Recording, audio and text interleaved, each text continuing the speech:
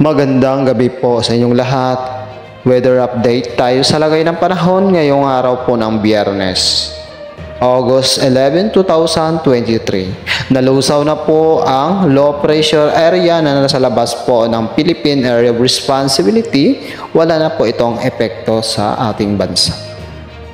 Ayon po sa Pag-asa, humina po ang habagat na umiral po sa malaking bahagi ng Luzon, Visayas at Mindanao. Uulanin pa rin tayo dito sa Luzon na may mga pabugso-bugso.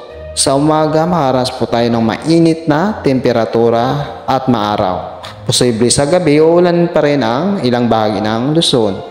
Sa Visayas ay makaras po ng mga pag-ulan bukas ng madaling araw. Posible sa tanghali o gabi, uulanin po ang malaking bahagi ng Visayas. Sa Mindanao naman po, ulanin po ang ilang bahagi ng Zamboanga Peninsula, Soc Sargent, Davao Region, Caraga Region. Asahan po bukas at hanggang sa susunod na mga araw, uulanin pa rin po. Makikita po natin sa satellite images na makakapal po na mga kaulapan po ang nababalot sa bahagi po ng Visayas at Mindanao. Kaya asahan po natin na may makapag-ulan pa rin po tayo.